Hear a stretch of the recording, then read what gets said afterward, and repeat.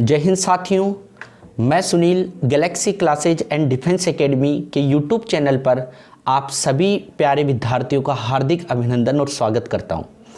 साथियों, दीपावली के बाद मोदी सरकार ने बहुत बड़ी खुशखबरी अपन लोगों को दी है। एसएससी जीडी का नोटिफिकेशन लॉन्च हो चुका है। जो नोटिफिकेशन 10 दिसंबर को आने वाला था वो आज से 2 दिन पहले आ चुका है। तो साथियों, अपने लिए बहुत सुनहरा अवसर है एसएससी जीडी की तैयारी करने का, जिसमें काफ़ी कुछ फेरबदल किया गया है। इस वीडियो के बाद में आपका कोई कन्फ्यूजन नहीं बचेगा। साथियों, यहाँ तक कि सबसे बड़ी बात ये होती है कि एसएससी जीडी का अपन जहाँ भी फॉर्म भरे, ई-मित्र के पास अपन जाते हैं और अपने को कुछ खास नॉलेज नहीं होता और अपन ई-मित्र वाले को जाके ये कहते हैं कि आप एसएससी जीडी का फॉर्म भर दीजिए। वो आपको पूछता है पोस्ट वगैरह, तो अपन क्या कह देते हैं कि आप अपने हिसाब से भर दीजिए। साथियों, ये गलती कभी ना करें। कौन सी गलती आपको नहीं करनी, इस वीडियो के माध्यम से मैं आपको बताने वाला हूं। पहले प्राथमिकता किस पोस्ट को देना है, कैसे देना है, किस तरीके से देना है, ये सारी जानकारियां जो है इस वीडियो के माध्यम से आपको बिल्कुल आसान भाषा में मैं देने वाला हूं। तो साथियों, चलते हैं अपन वीडियो की ओर। और सबसे पहले, कोई भी बच्चा इस चैनल में सबसे पहली बार आया हो तो चैनल को सब्सक्राइब कर ले, बेल आइकन यानी घंटी का निशान भी दबा ले, ताकि जितने भी लेटेस्ट वीडियो है वो आप तक पहुंच सके। साथियों, एसएससी जीडी नोटिफिकेशन की बात करें, जिसमें 10th जो है 10th पास आपकी क्वालिफिकेशन होनी चाहिए। फॉर्म स्टार्ट जो है वो 27 अक्टूबर से 30 नवंबर तक जो है वो अंतिम डेट है। यानी आप 27 अक्टूबर से 30 नवंबर तक जो है वो फॉर्म अप्लाई कर सकते हैं। जनवरी 2023 में आपकी एग्ज़ाम होनी है। यानी आपके पास मोटे मोटे रूप में 2 से 2.5 महीने का समय है, तो अपनी तैयारी में अभी से जुड़ जाएं। साथियों, अगर एज क्राइटेरिया की मैं बात करूं तो एज क्राइटेरिया जो है वो 18 से 23 वर्ष का रखा गया है। और मोदी सरकार ने आपकी जो कामना थी वो पूर्ण कर चुके हैं ये लोग। काउंट जो है वो 1/1/2023 से किया जा रहा है। कोरोना के कारण बहुत से बच्चों की मांग थी कि एज में छूट मिले, और वो छूट मोदी सरकार ने दे दी है। साथियों, काउंट अगर 1/1/2023 से करें अपन लोग, तो आपके पास 18 से 23 साल तक आप फॉर्म अप्लाई कर सकते हैं। यानी उन्होंने डेट दी है, डेट जो है वो है आपकी 2/1/2000 से 1/1/2005 तक के बीच में जो भी आ रहे हैं वो बच्चे इसको फॉर्म अप्लाई कर सकते हैं। यानी उसके बाद अगर एज की छूट की बात करें तो ओबीसी वालों को ये जो 2/1/2000 से 1/1/2005 की बात है, इसके बीच में जो फॉर्म अप्लाई कर सकते हैं वो जनरल कैटेगरी के लोग कर सकते हैं। उसके अलावा अगर ओबीसी की बात करूं तो ओबीसी में 3 साल की एज की छूट है।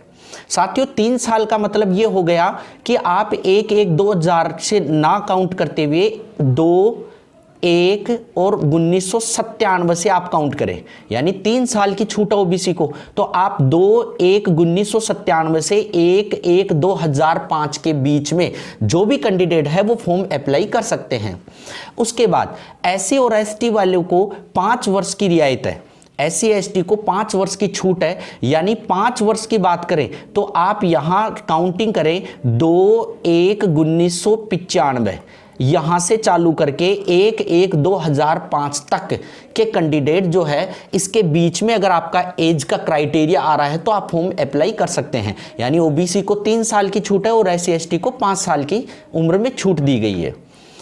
साथ में दोस्तों, अगर बात करें फिजिकल क्राइटेरिया की, तो फिजिकल सबसे पहले आपकी दौड़ की बात करें। दौड़ अगर पुरुषों की बात करें तो 5 किलोमीटर होगी 24 मिनट में। उसके बाद महिलाओं की जो है वो 1600 मीटर की दौड़ होती है 8.5 मिनट में। ऊंचाई की बात करते हैं, यानी आपके लंबाई की अगर मैं बात करता हूं तो साथियों, लंबाई अगर पुरुषों की बात करें तो जनरल, ओबीसी और एससी के कैंडिडेट जो है उनको 1.70 यानी 170 सेंटीमीटर हाइट की आवश्यकता होगी। उसके अलावा अगर महिलाओं की बात करते हैं तो महिलाओं की रिक्वायरमेंट 157 सेंटीमीटर होगी। उसके अलावा अगर एसटी कैंडिडेट की बात करते हैं तो 162 सेंटीमीटर, और यहां महिलाओं की बात करते हैं तो 150 सेंटीमीटर रिक्वायरमेंट रहेगी। अगर अपन बात करें नॉर्थ ईस्ट के एसटी कैंडिडेट, नॉर्थ ईस्ट के सभी कैंडिडेटों की बात नहीं है, केवल एसटी वालों के लिए विशेष छूट है, पुरुष वालों के लिए 157 सेंटीमीटर अनिवार्य है और महिलाओं के लिए 147.5 सेंटीमीटर अलाउ है। साथियों, अगर अपन बात करें चेस्ट यानी सीना छाती, साथियों पुरुष कैंडिडेट के लिए ये अप्लाई होगा। जनरल, ओबीसी और एससी के जो भी कैंडिडेट है उनका चेस्ट जो है वो 80 सेंटीमीटर होना चाहिए और 5 सेंटीमीटर फुलाव के साथ में, यानी 85। एसटी कैंडिडेट की अगर मैं बात करता हूं तो 76 सेंटीमीटर और 5 सेंटीमीटर फुलाव के साथ में, यानी 76 और प्लस 5 यानी 81 सेंटीमीटर। तो साथियों ये आपका फिजिकल क्राइटेरिया था। अगर बात करें साथियों कुल पदों की संख्या, अगर कुल पदों की संख्या की बात करें तो 24,369 पोस्टों पर जो है वो फॉर्म अप्लाई होंगे। जहां सबसे मेन बात मैंने आपको क्या कहा कि ई-मित्र वाले के पास जाके आप अपने तरीके से फॉर्म अप्लाई करवाएं, ना कि उनके तरीके से। साथियों कई बार बच्चा क्या गलती कर देता है, वो ऊपर ही ऊपर देखता है, जैसे मैंने इसका जो ये क्राइटेरिया है वो बड़ी से बड़ी पोस्ट, सबसे ज़्यादा पोस्ट, फिर उससे कम, इस तरीके से मैंने इसको जमाया है। उसके आधार पर आपको फॉर्म नहीं लगाना है। साथियों अगर मैं बात करता हूं, कई बार बच्चा क्या करता है, जैसे ही वो जाता है ई-मित्र के पास, वो कहता है भाई बीएसएफ पे कितनी पोस्ट है, 10,497, और वो 1 नंबर इसको प्राथमिकता देता है। ये बिल्कुल गलत है। ऐसा कहीं नहीं है कि सबसे ज़्यादा पोस्ट है तो आप वहाँ से अप्लाई करें, ये रोल नहीं है। ये आपको डिसाइड करना है कि आपके हिसाब से आपको सूटेबल कौन सी फोर्स है। सीआईएसएफ आपको अच्छा लगता है या बीएसएफ लगता है या एसएसबी लगता है या सीआरपीएफ लगता है, आप किस पोस्ट के लिए अप्लाई करके जाना चाहते हैं, आपको कंफर्टेबल कौन सा लगता है, उसको आपको चूज करना है। जैसे मान लीजिए किसी बच्चे ने गलती से सपोज कीजिए 1 नंबर पर इसको भर दिया, जबकि साथियों मैं आपको बताऊं सबसे अच्छी पोस्ट की बात करें, अच्छी सैलरी और अच्छी पोस्ट की अगर अपन बात करते हैं तो सीआईएसएफ इसमें सबसे बेस्ट 1 नंबर पर माना जाता है। आप इसी आधार पर 1 नंबर सीआईएसएफ को माने, अगर मेरे तरीके से आप चलते हैं तो। उसके बाद आप जैसे एसएसएफ है, एनसीबी है, एनसीबी की भी बहुत अच्छी पोस्ट है, जैसे नारकोटिक कंट्रोल ब्यूरो, जो कि एक बहुत अच्छी नौकरी है, अच्छी सैलरी है और एक अच्छा कंफर्ट जोन है। तो साथियों बात करें अगर अपन जैसे सीआरपीएफ, तो एक नक्सली एरिया में आपकी पोस्टिंग होगी, जहां नक्सली एरिया भरा पड़ा है, जहां एक रिस्की मामला होता है, तो वहां से बहुत कम लोग जो है वो फॉर्म अप्लाई करना चाहते हैं, वहां नौकरी करने से लोग बचते हैं। तो साथियों आपको मेरे अकॉर्डिंग चलना है तो सबसे पहले आप इसको प्राथमिकता दें, फिर उसके बाद में आप दूसरी प्राथमिकता दें आईटीबीपी को, ये 2 नंबर प्राथमिकता पर रखें आप। 3 नंबर पर आप एसएसएफ को रखें, ये 3 नंबर आपको प्राथमिकता पर रखना है। ये आपको 4 नंबर पर रखना है। फिर उसके बाद में आपको एसएसबी को 5 नंबर पर रखना है। फिर उसके बाद जो असम राइफल है इसको आपको 6 नंबर पर रखना है। फिर उसके बाद आपको बीएसएफ का नंबर आप 6 नंबर 7 नंबर आप बीएसएफ का दे सकते हैं, ठीक है। उसके अलावा सीआरपीएफ का आप नंबर दे सकते हैं 8। यानी आपका क्राइटेरिया इस तरीके से होना चाहिए फॉर्म भरने का। अब मान लीजिए इसका क्या रोल है, जैसे जहां तक बीएसएफ इनकी सीआईएसएफ की बात करें या एनसीबी की बात करें तो यहां से कट ऑफ जो है वो ज़्यादा जाती है। यानी मान लीजिए सपोज कीजिए सीआईएसएफ की कट ऑफ चली जाती है 90%, ठीक है। और अगर 2 नंबर की बात करता हूं तो मान लीजिए सपोज कीजिए आपकी यहां कट ऑफ चली जाती है 88, अपन एक काल्पनिक बात कर रहे हैं। फिर उसके बाद 3 नंबर मान लीजिए यहां 85 कट ऑफ चली गई। 4 नंबर पर मान लीजिए 82 कट ऑफ जाती है। फिर उसके बाद मान लीजिए 5 नंबर पर 81 कट ऑफ गई। फिर उसके बाद अगर 6 नंबर की बात करें तो 80 कट ऑफ चली गई। फिर बात करें 7 नंबर तो मान लीजिए 76 आपकी कट ऑफ गई यहाँ। और 8 नंबर पर सीआरपीएफ पे मान लीजिए यहाँ की कट ऑफ चली गई 75। इस तरीके से कट ऑफ गई। अब मान लीजिए सपोज कीजिए आपके नंबर हैं 82। अब 82 के हिसाब से आपने सबसे पहले प्राथमिकता पर किसको रखा, सीआईएसएफ को, यानी 82 में आपको ये पोस्ट नहीं मिलेगी। फिर उसके बाद आपने दूसरी प्राथमिकता पर किसको रखा, 88, ये पोस्ट आपको नहीं मिलेगी। फिर उसके बाद में तीसरी प्राथमिकता आपकी 85, ये नहीं मिलेगी आपको। चौथी प्राथमिकता 82, यानी आपको एनसीबी मिल जाएगी। आपने पहले प्रेफर इसी को भरा था तो आपको एनसीबी की पोस्ट मिल जाएगी। मान लीजिए कोई बच्चा गलती से 1 नंबर इसी को चूज कर ले, जो CISF 8 नंबर पर मैं बता रहा हूं, गलती से मान लीजिए आप मित्र वाले के पास चले गए और आपने कुछ नहीं बताया और उसने 1 नंबर पर CRPF भर दिया।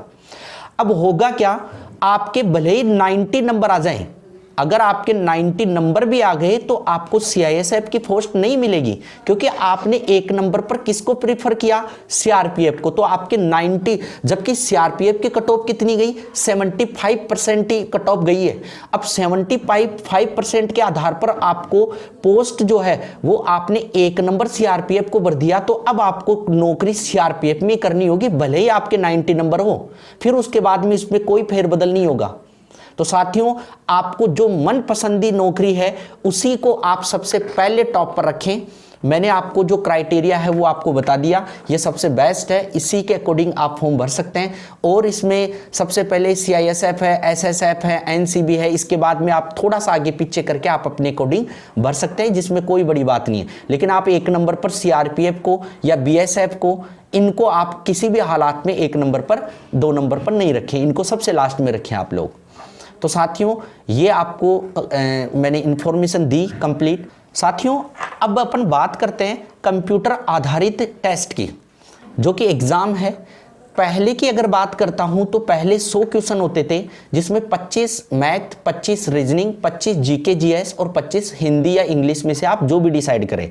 यानी टोटल आपके पास 100 क्वेश्चन होते थे, 100 नंबर का पेपर होता था, जिसमें 1.5 घंटे का समय हुआ करता था। लेकिन इस बार सरकार ने थोड़ा सा फेरबदल कर दिया है। डिपार्टमेंट ने जो फेरबदल किया है उसमें रीजनिंग 20 क्वेश्चन होंगे, मैथमेटिक्स के 20 क्वेश्चन होंगे, GK के आपके 20 क्वेश्चन होंगे, GK GS जो भी है मिक्स में, जिसमें हिस्ट्री, पॉलिटिकल, ज्योग्राफी जो भी है वो सारा पोर्शन आता है करंट अफेयर्स का। हिंदी और इंग्लिश में आप जो भी डिसाइड करो उसके 20 क्वेश्चन होंगे। साथियों, क्वेश्चन 20 होंगे, लेकिन मार्क्स प्रत्येक क्वेश्चन कितने नंबर का होगा, 2 नंबर का। यानी रीजनिंग कितने नंबर की हो गई, 40 आपकी गणित हो गई, GK आपका 40 का हो गया, और हिंदी और इंग्लिश में से एक आपके 40। यानी टोटल अगर मैं बात करता हूं तो कितने नंबर हो गए, 160। यानी आपके क्वेश्चन कितने हुए, टोटल अगर क्वेश्चनों की बात करता हूं तो टोटल साथियों 80 क्वेश्चन है, और आपके 80 क्वेश्चनों में नंबर कितने होंगे, 160। 160 नंबरों में से आपको फिर उसके बाद में साथियों कट ऑफ जो जाएगी वो 160 नंबरों में से जानी है। 60 मिनट का जो टाइम का क्राइटेरिया है वो गवर्नमेंट ने घटा दिया है। पहले 1.5 घंटे का मिलता था, लेकिन अब जो है वो कितने मिनट का हो गया, 60 मिनट का। तो साथियों 60 मिनट में आपको पेपर हल करना होगा। नेगेटिव मार्किंग है वो 0.50 यानी आधा नंबर। 1% 2 नंबर का है, यानी आप अगर 2% गलत कर देंगे तो आपका 1 नंबर कट जाएगा। 2% के नंबर कितने हुए, 4, और फिर जैसे ही आपके 2% गलत हुए तो उसमें से 0.50 माइनस मार्किंग है, तो 1 नंबर आपका कट जाएगा 2 क्वेश्चन गलत करते ही। तो साथियों ये टोटल क्राइटेरिया जो है वो मैंने आपको बता दिया। इसी के आधार पर आप फॉर्म भरें। अगर आप इससे एलिजिबल हैं तो आप SSC GD का फॉर्म अप्लाई करें, बहुत अच्छी नौकरी है, और इस महामंदी के दौर में जो भी नौकरी मिल जाए वो सारी अच्छी है। तो साथियों इस वीडियो को अगर आपको अच्छा लगा हो तो बिल्कुल इसे अपनों के बीच में शेयर कर दें, अपने साथियों के साथ शेयर करें, और वीडियो को सब्सक्राइब कर लें ताकि नए नए जितने भी लेटेस्ट वीडियो हैं वो आप तक पहुंच सके। साथियों Galaxy classes and defence academy जो कि रिंगस क्षेत्र में संचालित है, विगत 8 वर्षों से लगातार शिक्षा के क्षेत्र में एक अग्रणी संस्थान रहा है। अगर आप जहां भी किसी भी स्टेट में हो, अगर आप कंपटीशन की तैयारी करना चाहते हो तो गैलेक्सी डिफेंस एकेडमी जो कि क्लासेज और डिफेंस दोनों हैं, आप आएँ, तैयारी करें। बिल्कुल मिनिमम फीस में हम बच्चों को तैयारी कराते हैं, और काफ़ी बच्चे जो है वो यहाँ से सेलेक्ट हुए हैं। सभी प्रतियोगी परीक्षाएं जैसे LDC है, CET, Delhi police, SSC GD, RPF, इस तरीके से एयरफोर्स, NDA, ये सारी प्रतियोगी परीक्षाओं की तैयारी हम लोग यहाँ कराते हैं, जिसमें रहने व खाने युक्त एक आवासीय संस्थान है। तो ज्वाइन कीजिए गैलेक्सी डिफेंस एकेडमी, रिंग सिक्कर, राजस्थान। जय हिंद।